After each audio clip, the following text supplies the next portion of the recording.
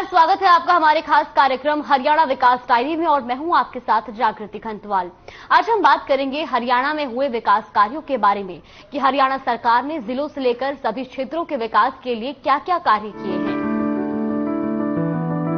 हरियाणा के मुख्यमंत्री मनोहर लाल ने अपने 2500 दिनों के कार्यकाल को पूरा करते हुए एक बार फिर सबका साथ सबका विकास की अपनी प्रतिबद्धता को दोहराते हुए प्रदेश में शिक्षा, स्वास्थ्य, खेल, पानी, बिजली और सड़क संपर्क को मजबूत करने के लिए करोड़ों की लागत से विभिन्न परियोजनाओं का उद्घाटन और शिलान्यास कर प्रदेश के लोगों को मनोहर सौगात दी है और हरियाणा के विकास की नई इबारत लिखी है। मनोहर सरकार का खुला पिटारा, जिलों को परियोजनाओं का तोहफा। मनोहर सरकार के 2500 दिन हुए पूरे। सबका साथ सबका विकास का संकल्प। मुख्यमंत्री मनोहर लाल ने राज्य सरकार के कार्यकाल के 2500 दिन पूरे होने के अवसर पर प्रेस वार्ता को संबोधित किया।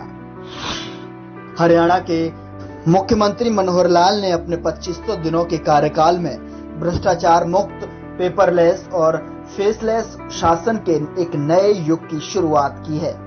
साथ ही जातिवाद, क्षेत्रवाद और जिलेवार भेदभाव के ऊपर उठते हुए हरियाणा के विकास की एक नई इबारत लिखी है। किसानों के हित के लिए कल्याणकारी योजनाओं से लेकर अंत्योदय की भावना से गरीब व्यक्ति के उत्थान के लिए हरियाणा के समग्र विकास को सुनिश्चित किया है।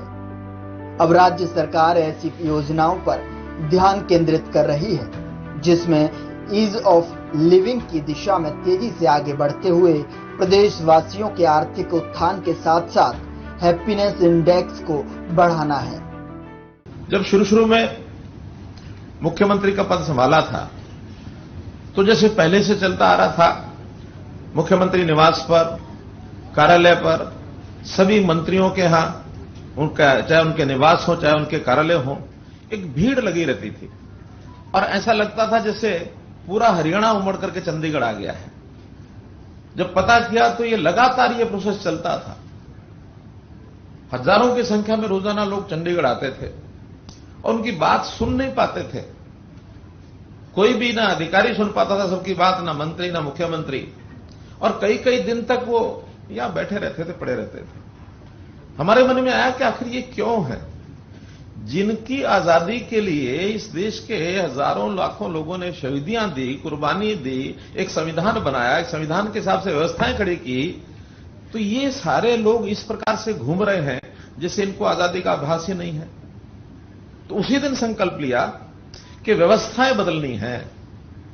हमको सीधे सीधे जैसे पहले काम चल रहे हैं उस प्रकार के नहीं करने हैं। जो उन्होंने किए वो करने हैं, ऐसा नहीं कि वो नहीं करने, वो सारे बेकार थे, ऐसा नहीं है, लेकिन उसी ढर्रे पर नहीं चलना है, ढर्रा बदलना है। तब हमने जो उस समय लोगों को एक वातावरण था कि जैसे करप्शन के बारे में लोग समझते थे उनका अधिकार है, राइट टू करप्शन, ये वो मान करके चलते थे। हमने कहा नहीं, इसको बदलेंगे। हम जो है राइट टू करप्शन की बजाय राइट टू सर्विस, इसको लागू करेंगे। हर विभाग को अपना काम करना होगा, टाइमली करना होगा, लोगों की जो तकलीफें हैं उसके अनुसार करना होगा, और उस टाइम के हिसाब से नहीं करेंगे तो एक सुधारात्मक इस प्रकार से काम करेंगे कि जो नहीं करेगा उसके ऊपर दंडात्मक कार्रवाई भी की जाएगी। एडवांस में बता रहा हूं, 1 तारीख कब है? परसों, कल 31 है, परसों है। 1 तारीख को हम एक पोर्टल नया लागू कर रहे हैं।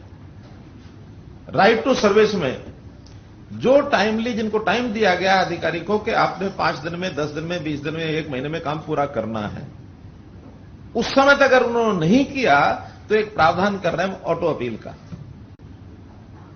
कि अगर 15 दिन में काम करना था, अफसर ने 15 दिन में नहीं किया तो घुमा नहीं सकता। 16वें दिन ऑटो अपील ऊपर के अफसर पर पहुंच जाएगी और उस ऑटो अपील में भी उसके जो दिन होंगे उस दिन तक नहीं करेगा तो उससे ऊपर पहुंच जाएगी। और नीचे वाले ये नहीं समझेंगे कि ऑटो अपील होने के बाद मेरा काम छोटा और ऊपर चला गया, उनका भी हिसाब किताब रखा जाएगा कि उन्होंने टाइम से काम क्यों नहीं किया।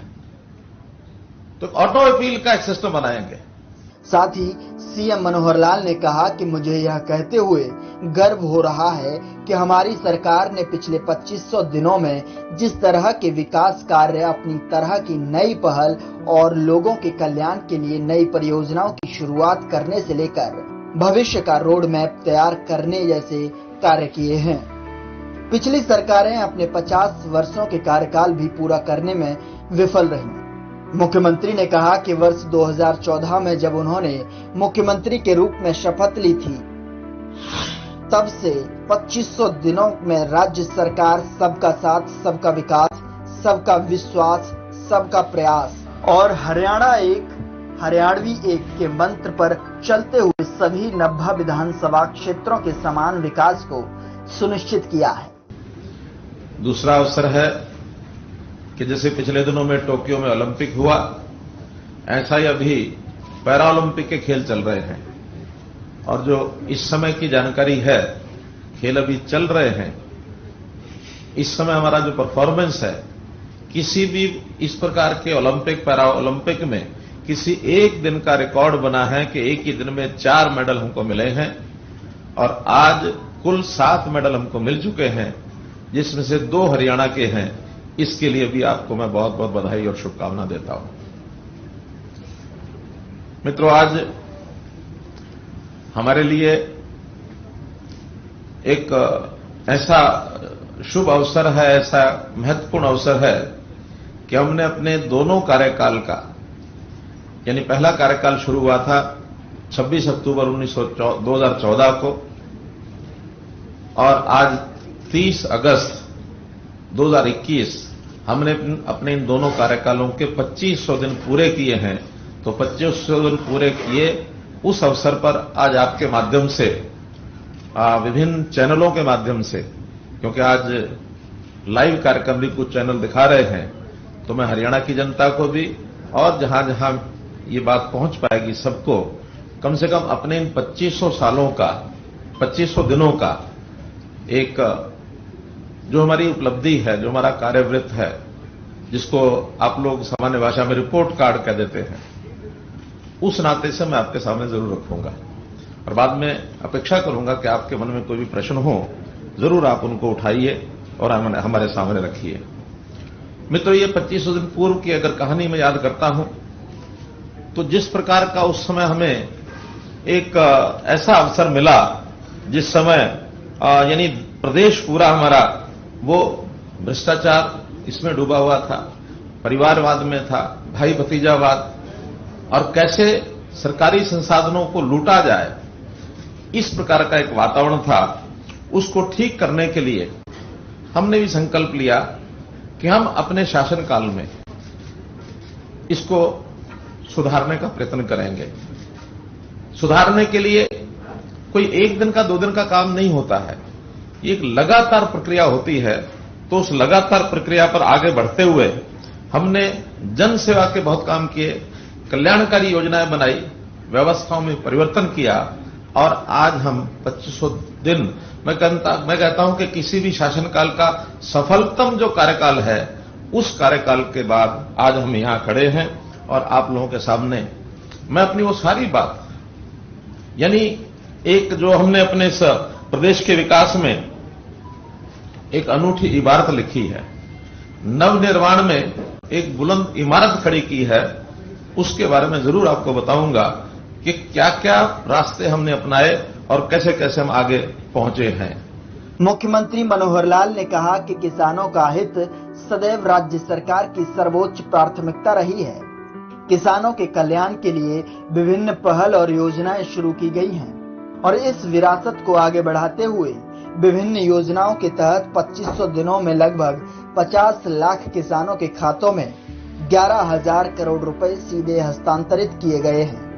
किसानों और किसानी के हितों की रक्षा के लिए राज्य सरकार की प्रतिबद्धता को दोहराते हुए मुख्यमंत्री ने कहा कि राज्य सरकार ने कृषि भूमि के आदान प्रदान में किसानों को राहत प्रदान करते हुए स्टाम्प शुल्क में छूट दी है। अब प्रति डीड केवल 5,000 रुपए का शुल्क ही लिया जाएगा। पहले इस पर 7% पंजीकरण शुल्क लगता था। विकास के पथ पर बढ़ता रहे हरियाणा, इस कड़ी को अहम मानते हुए सीएम मनोहर लाल ने हरियाणा के समग्र विकास के लिए प्रदेश के कई जिलों में पहुंच रहे हैं और हर जिले को करोड़ों रुपए की परियोजनाओं की सौगात दे रहे हैं। राज्य सरकार प्रदेश में ईज ऑफ लिविंग की दिशा में तेजी से आगे बढ़ते हुए सीएम ने प्रदेश के ढांचागत सुधार पर अपने 25,000 दिनों में आधारभूत संरचना के मामले में काफी प्रगति की है। ढांचागत सुधार पर मुख्यमंत्री मनोहर लाल ने कहा कि इन 2500 दिनों के कार्यकाल में आधारभूत संरचना के मामले में काफी प्रगति की है। सीएम ने कहा कि लंबी अवधि की बड़ी परियोजना के लिए वर्ष 2021-2022 में लगभग 8,700 करोड़ रुपए का medium term expenditure framework reserve fund बनाया गया है। 17 नए राष्ट्रीय राजमार्ग घोषित किए गए हैं। इनमें से 11 पर कार्य प्रगति पर है। लगभग 30,000 करोड़ रुपए की लागत से सराय काले खां पानीपत के बीच regional rapid transit system connectivity की परियोजना बनाई गई है।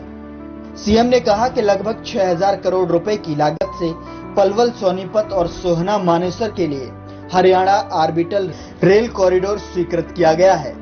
सोनीपत के बड़ी में 161 एकड़ भूमि पर रेल कोच रिपेयर फैक्ट्री स्थापित की जा रही है।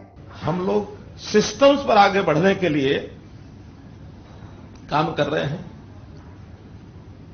यानी अगर इसको इस ढंग से समझना हो तो जैसे आईटी के जमाने में देखते हैं, एक हार्डवेयर होता है, एक सॉफ्टवेयर होता है।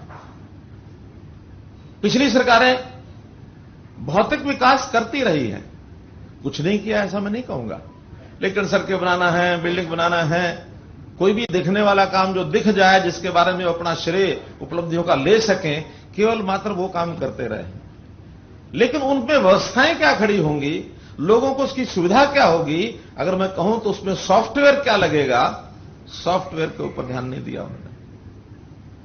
हम हार्डवेयर के साथ सॉफ्टवेयर का काम कर रहे हैं। सॉफ्टवेयर दिखता नहीं है, हार्डवेयर ही दिखता है। सॉफ्टवेयर की उपलब्धियां तब गिनाई जा सकती हैं जब उस सॉफ्टवेयर का जनता को लाभ होता, जो महसूस करते हैं। तो हम जनता के ईज ऑफ लिविंग के फैक्टर पर, कि जनता को सहूलत कैसे हो जिंदगी जीने में, सिस्टम इस प्रकार से खड़े करेंगे। यानी जैसे एक शरीर होता है, शरीर सबको दिखता है, लेकिन शरीर के अंदर एक आत्मा होती है, एक जान होती है।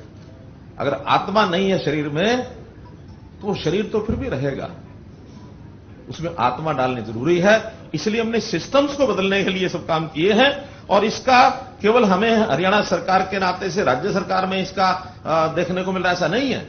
हमने स्थानीय शासन में भी इन चीजों को लागू किया है। जो केंद्रीय योजनाएं हैं, जो प्रदेश की योजनाएं हैं, चाहे पंचायती राज में पंचायतें हैं, पंचायत समितियां हैं, जिला परिषद है, नगर निगम है, नगर पालिका, नगर परिषद है, इन सब में भी देखने को मिल रहा है। हमने डिसेंट्रलाइजेशन इस पर काम किया कि सारी शक्तियां, सारी ताकत ये अपने पास ही नहीं रखनी है, बल्कि इसका विकेंद्रीकरण होना चाहिए, ताकि जो चुने हुए प्रतिनिधि, आखिर उस लेवल पर भी लोगों को चुना जाता है, उनसे भी अपेक्षा होती है, उनको भी अपने अधिकारों को उपयोग करने की इच्छा होती है, उनको भी पूरे अधिकार दिए जाएं। तो इंटर डिस्ट्रिक्ट काउंसिल हमने बनाई कि सब चीजें स्टेट के हाथ में रहे, ऐसा नहीं है। डेलीगेशन ऑफ पावर्स, ये हमने इंटर डिस्ट्रिक्ट काउंसिल बनाई। जैसे एक इंटर स्टेट काउंसिल है ऑल इंडिया लेवल पर, ऐसे स्टेट लेवल पर इंटर डिस्ट्रिक्ट काउंसिल है। सब जिलों के स्थानीय जो चुने हुए प्रतिनिधि और वहां के अधिकारी 3 महीने में आकर बैठते हैं, उनको क्या क्या काम हमने देने हैं, उनके बजट बढ़ाए हमने। यानी पहले जब हमारी सरकार आई, आज से 2500 दिन पहले, जिला परिषद का बजट 1 करोड़ से 2 करोड़ के बीच में चलता था। कुल मिलाकर 30 करोड़ रुपया जिला परिषदों को दिया जाता था। हमने आने के बाद 20 करोड़ से 25 करोड़ बजट कर दिया एक जिला परिषद का, और ये कोई संतुष्टि नहीं है हमारी। हम चाहते हैं और ज्यादा काम उनको दिए जाए। ऐसे छोटे छोटे काम जो हर गांव में होने हैं, हर गांव में प्राइमरी स्कूल खुलना है, हर गांव में पार्क भी होना है, हर गांव में तालाब की व्यवस्था भी होनी चाहिए, हर गांव में कोई हॉस्पिटल डिस्पेंसरी छोटा ये होना चाहिए। तो 6,700 हमारे गांव हैं और लगभग 4,000 के आसपास वार्ड्स हैं। तो ऐसे ये 10-11 हजार इकाइयां एक उसका केंद्र बिंदु स्टेट में रह करके कैसे संभाल सकता है? नहीं संभाल सकता। उसको डिसेंट्रलाइज करेंगे तो आम आदमी को उसका लाभ मिलेगा, और उस आम आदमी में जो व्यवस्थाएं हैं हर किसी को उसकी आवश्यकता के हिसाब से काम दिया जाए, चाहे वो गरीब वर्ग के लोग हैं, अनुसूचित जाति के लोग हैं, बालिकाएं, महिलाएं हैं, उनकी आवश्यकताएं जो है उनको ध्यान किया जाए। दिव्यांग बंधु हैं, उनकी सहायता कैसे की जाए, युवाओं को किस प्रकार से उनके लिए विकास के द्वार खुलें, वृद्धजन हैं, उनकी सहायता, सामाजिक सुरक्षा ये कैसे बढ़े, एक एक वर्ग के बारे में विचार करते हुए विभिन्न विभागों के माध्यम से लगातार हम जो ये 25 दिन काम करते रहे हैं और हर एक वर्ग के लिए हमने कुछ न कुछ किया है। मुख्यमंत्री ने हिसार हवाई अड्डे को एक बड़ी परियोजना बताते हुए कहा कि इस हवाई अड्डे को विकसित करने की दिशा में लगातार कदम उठाए जा रहे हैं। कार्यक्रम में सीएम ने कहा कि करनाल, गुरुग्राम, फरीदाबाद और पंचकुला को स्मार्ट सिटी के रूप में विकसित किया जा रहा है। साथ ही हरियाणा में और भी नए स्मार्ट सिटी विकसित किए जाएंगे। बड़े शहरों के समग्र विकास को सुनिश्चित करने के लिए गुरुग्राम, फरीदाबाद और पंचकुला में मेट्रोपॉलिटन डेवलपमेंट अथॉरिटी स्थापित की गई है। मुख्यमंत्री ने कहा कि राज्य सरकार के कार्यकाल में 82,000 से अधिक युवाओं को मेरिट के आधार पर सरकारी नौकरी दी गई है। हमने पेपर लीक और नकल के दोषियों को 2 साल तक भर्ती परीक्षा से वंचित करने, 2 साल से 10 साल तक की सजा और 5,000 से 10 लाख रुपए तक के जुर्माने का प्रावधान किया है। इसके लिए हरियाणा लोक परीक्षा अनुचित साधन निवारण विधेयक 2021 पारित करवाया गया है। युवाओं को सरकारी नौकरी के लिए बार बार आवेदन न करना पड़े, इसके लिए एकल पंजीकरण सुविधा शुरू की गई है। बार बार परीक्षा और समय की बचत के लिए कॉमन पात्रता परीक्षा का प्रावधान किया है। सबसे बड़ी चोट हमने भ्रष्टाचार पर मारी है। भ्रष्टाचार हर जगह पर, यानी उस समय कहानी क्या सुनते थे, एक मुख्यमंत्री के पास उनके क्षेत्र का कोई एक व्यक्ति आ गया, नाम बताना ठीक नहीं, उनका साहब वहां पटवारी जो है मेरा काम नहीं कर रहा है। क्यों नहीं कर रहा है? 50 रुपए मांग रहा है। क्या लगा? अच्छा 50 रुपए मांग रहा है। तुम कब चले थे गांव से? अरे कल चला था, शाम आया, आप मिले नहीं, मुझे रात रहना पड़ गया। कब वापस जाओगे? साहब मेरा आज काम हो जाए वापस चला जाऊंगा। आने और जाने में पैसा किराया कितना लगा? कि साहब लगभग 150 रुपया लग गया है, 2 दिन खराब हो गए हैं। अरे वहीं 50 रुपए देके काम क्यों नहीं करा लिया? अब ये पढ़ाने वाले मुख्यमंत्री, हमने कहा गलत है। वो 50 भी दे रहा है, 500 भी दे रहा है, 1000 भी दे रहा है, 10,000, 1 लाख, पता नहीं क्या क्या दे रहा है। तो ये भ्रष्टाचार को जड़ से समूल नष्ट करना पड़ेगा।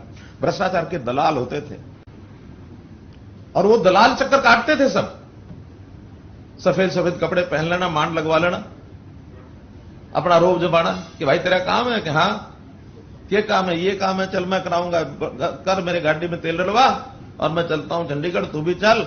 4 आदमी और साथ चलेंगे, उनका खाने पीने का खर्चा उसका 1,000-2,000 की भाई उसको कर देते थे, 5-10 रुपए जेब से निकालते थे और उसके बाद कहते तेरा काम हो गया, जा। और काम क्या होता था? एक ट्रांसफर कराना था मास्टर जी का। ट्रांसफर कराया, वो मास्टर शाम को घर पहुंचा, घर पहुंचते ही पीछे संदेश मिल गया, तेरा ट्रांसफर कैंसिल हो गया। इसके अलावा युवाओं को स्वरोजगार के अवसर देने के लिए प्रदेश में 2000 हरहित स्टोर खोले जाएंगे। इनके अलावा 1718 पेट्रोल पंपों पर भी ये स्टोर खोले जाएंगे। हरियाणा के चहुमुखी विकास के लिए मुख्यमंत्री मनोहर लाल ने कई कल्याणकारी योजनाएं बनाई हैं। सीएम ने हरियाणा में अंतिम पायदान पर खड़े व्यक्ति के उत्थान के लिए मुख्यमंत्री अंत्योदय परिवार उत्थान योजना लागू की है और प्रदेश में युवाओं को रोजगार मिले, इसके लिए सीएम ने प्रदेश में कई जगहों पर हरहित स्टोर भी खोले हैं। प्रदेश में गरीब परिवारों के उत्थान के लिए बीपीएल परिवारों की आय सीमा को बढ़ाया है। प्रदेश में हर गरीब परिवार को भोजन मिले, इसके लिए सीएम ने प्रधानमंत्री गरीब कल्याण अन्न योजना की भी शुरुआत की है। मुख्यमंत्री ने कहा कि किसी भी कल्याणकारी सरकार का यह संवैधानिक और नैतिक दायित्व है कि वह गरीबों की हर संभव मदद करे ताकि उनका आर्थिक उत्थान सुनिश्चित हो सके और उन्हें मुख्यधारा में लाया जा सके। इसलिए अंत्योदय के लक्ष्य को पूरा करने के लिए श्रमिकों, गरीबों और अनुसूचित जाति और पिछड़ा वर्ग से संबंधित लोगों, महिलाओं तथा बुजुर्गों के कल्याण और उत्थान के लिए कई कदम उठाए गए हैं। जितनी सेवाएं हैं सभी डिपार्टमेंट्स की वो हमने ऑनलाइन की। सरल पोर्टल ये हमने बनाए। 547 सेवाएं, जो भी छोटे छोटे काम होते हैं, किसी को कोई क्लियरेंस लेनी है, कोई लाइसेंस लेना है, किसी को कोई बिल भरना है, किसी की कोई कंप्लेंट है, वो सब सेवाएं सरल पोर्टल ये बना करके, और हर शहर में कस्बे में जैसे बूथ होते हैं ऐसे सरल पोर्टल बना दिए कि अंत्योदय और सरल पोर्टल बना करके गरीब आदमी वहां जाए।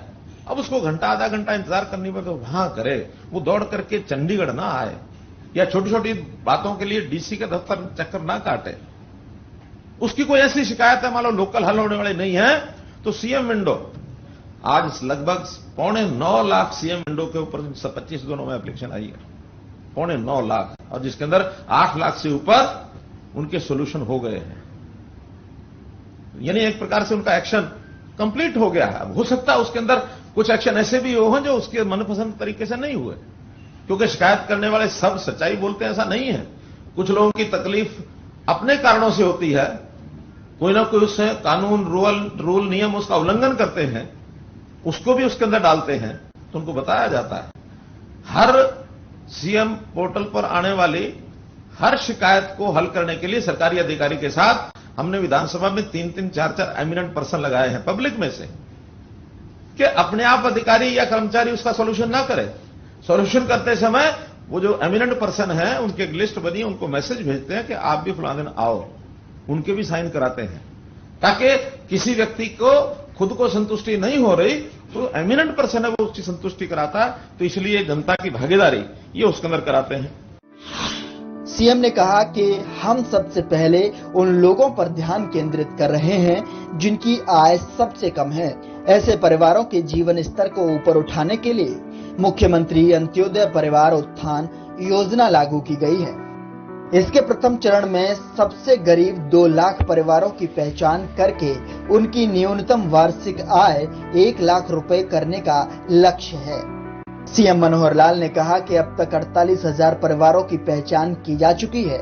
ऐसे प्रत्येक परिवार की वार्षिक आय कम से कम 1.80 लाख रुपए करने का लक्ष्य रखा है, जिसमें बीपीएल परिवार की वार्षिक आय सीमा 1.20 लाख रुपए से बढ़ाकर 1.80 लाख रुपए कर दी गई है, ताकि अधिक से अधिक परिवारों को कल्याणकारी योजनाओं का लाभ मिल सके। मुख्यमंत्री ने कहा कि प्रधानमंत्री गरीब कल्याण अन्न योजना के तहत 27 लाख परिवारों के 1.22 करोड़ लोगों को नवंबर 2021 तक मुफ्त राशन दिया जाएगा। विभिन्न सामाजिक सुरक्षा पेंशन योजना के तहत दी जा रही पेंशन राशि को बढ़ाकर 2500 रुपए प्रतिमाह की है। मुख्यमंत्री ने कहा कि राज्य सरकार की ओर से जल संरक्षण को बढ़ावा देने के लिए कई कदम उठाए जा रहे हैं। इसके अलावा रिड्यूस, रिसाइकल और रीयूज की नीति पर काम कर रहे हैं। अभी ये जो 3 कृषि कानून लागू हुए, अभी जो सारा आंदोलन चल रहा है, मुझे पता है कि इसका भी कोई ना कोई प्रश्न आप लोग बाद में जरूर पूछेंगे, लेकिन भ्रम क्या है कि आपकी जमीनें बिक जाएंगी, एमएसपी खत्म हो जाएगी, ये मंडियां खत्म हो जाएंगी। अभी 2 साल हो गए हैं हमें भी अब उन कानूनों के बढ़ने के बाद। साल भर से तो शोर शराबा भी खूब हो रहा है, कोई मंडी खत्म हुई है क्या? बल्कि कुछ मंडियां जो बंद पड़ी थी वो हमने चालू की, नई मंडियां भी खोली हैं। अभी 3 दिन पहले ही हमने सिरसा के अंदर एक 50 एकड़ के लगभग जमीन खरीद करके उस मंडी का एक्सटेंशन किया है। मंडियां बंद ही करनी होती तो हम ये क्यों आगे बढ़ाते? हमारा मार्केटिंग बोर्ड है उसको वाइंड अप करते, हम आगे बढ़ रहे हैं। एमएसपी, केंद्र सरकार केवल 2 फसलें गेहूं और धान यही खरीदते हैं, हम 10 फसलें खरीदते हैं। और ये हरियाणा ही है सरकार के 10 फसलें किसानों की खरीदी जा रही है, प्रोक्योरमेंट की जा रही है एमएसपी पर, कोई स्टेट पास की नहीं ले रही है। ना पंजाब है, पंजाब के लोग यहां बैठे हैं, बता दीजिए इन 2 फसलों के अलावा कितना प्रोक्योर करते हैं। अरे ऐसे राजस्थान के लोग, खास करके ये जो राजस्थान में पैदा होने वाला बाजरा, हमारा चूंकि बॉर्डर लगता है, वहां तो 1200-1300 रुपए में बिका मंडियों में, हमारे यहां 2150 रुपए में खरीदा, 2 लाख मीट्रिक टन, और वो घुसपैठ करके और स्मगलिंग करके वहां से ले आए। तो ये थी हरियाणा सरकार की वो उपलब्धि।